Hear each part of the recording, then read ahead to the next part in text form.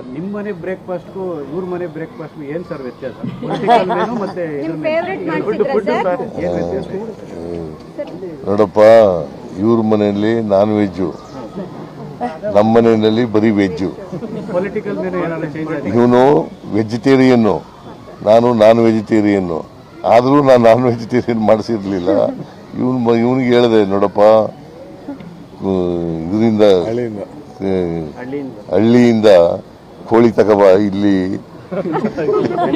ಬೆಂಗಳೂರಿನಲ್ಲಿ ಒರಿಜಿನಲ್ ಸಿಗೋದಿಲ್ಲ ಅಂತ. ನೀನ್ ತಿಂತೀಯಾ? ಪ್ಯೂರಾ? ಏನದು ಪ್ಯೂರ್ ಅಂದ್ರೆ ಏನು? ಮೊಟ್ಟೆನೂ ತಿನ್ನಲ್ವಾ? ಪ್ರಯೋಜನ ಇಲ್ಲ ನೀನು ಹಾಗಾದ್ರೆ. ನೀನ್ ಪ್ರಯೋಜನ ಇಲ್ಲ ಬಿಡಮ್ಮ.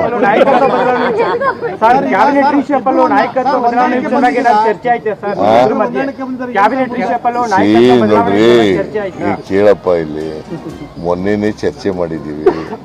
ಹೈಕಮಾಂಡ್ನವರು ಏನು ಹೇಳ್ತಾರೆ ಅದರಂತೆ ನಡ್ಕೋಬೇಕು ಅಂತ ಹೇಳಿದ್ದೀವಿ. ರಾಹುಲ್ ಗಾಂಧಿ ಏನು ಡಿಸಿಷನ್ ತಗೋತಾರೆ ಅದರಂತೆ ನಡ್ಕೋಬೇಕು ಅಂತ ಮೊನ್ನೆ ಚರ್ಚೆ ಮಾಡಿದ್ದೀವಿ. ಇವತ್ತು ಅದನ್ನೇ ಚರ್ಚೆ ಮಾಡಿದ್ದೀವಿ.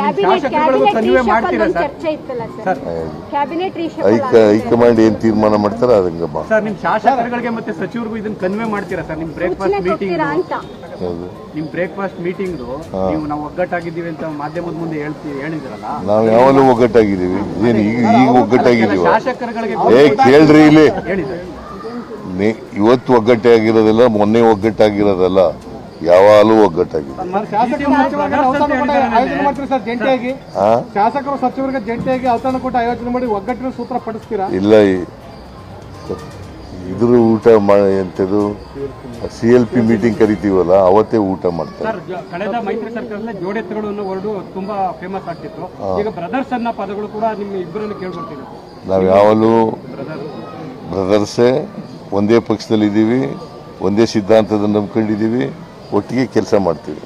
ಮುಂದಿನ 2028ಕ್ಕೂ ಕೂಡ ನಾವು ಒಟ್ಟಿಗೆ ಕೆಲಸ ಮಾಡ್ತೀವಿ, ಅಧಿಕಾರಕ್ಕೆ ತಗೋಬೇಕು. ಪರಮೇಶ್ವರ್ ಅವರು ಕೂಡ ನಿಮ್ಮಿಬ್ಬರನ್ನ ಬ್ರೇಕ್ಫಾಸ್ಟ್ ಕರೀತಾರೆ ಸರ್. ಪರಮೇಶ್ವರ್ ಅವರು ನಿಮ್ಮಿಬ್ಬರನ್ನ ಬ್ರೇಕ್ಫಾಸ್ಟ್ ಕರೀತಾರೆ ಅಂತ ನೀವು ಅವ್ರನ್ನ ಕರೆದಿಲ್ಲ, ಅದಕ್ಕೆ ನಾನೇ ಅವ್ರನ್ನ ಕರಿತೀನಿ ಅನ್ನೊಂದು ಮಾತನಾಡಿದ್ರು. ಅವ್ರ ಮನೆಗೆ ಹೋಗ್ತೀರಾ ಸರ್?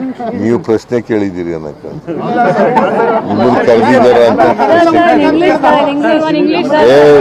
ನಿಮ್ಮ ಪ್ರಶ್ನೆಗಳೆಲ್ಲ ನನಗೆ ಗೊತ್ತಾಗಿದೆಯಪ್ಪ. ನಿಮ್ಗೆಲ್ಲ ನೀವು ಏನೇನು ಪ್ರಶ್ನೆ ಕೇಳ್ತೀರಿ, ಈ ತರ ಲೀಡಿಂಗ್ ಕ್ವಶನ್ಗಳು ಹಾಕೋದು. ಲೀಡಿಂಗ್ ಕ್ವಶನ್ ಅಂತ ಗೊತ್ತಾ ನಿಮ್ಗೆ? ಆ ಲೀಡಿಂಗ್ ಕ್ವಶನ್ಗಳು ನೀವು ಜಾಸ್ತಿ ಕಲ್ತ್ಕೊಂಡ್ಬಿಟ್ಟಿದ್ರಿ ಇತ್ತೀಚೆಗೆ.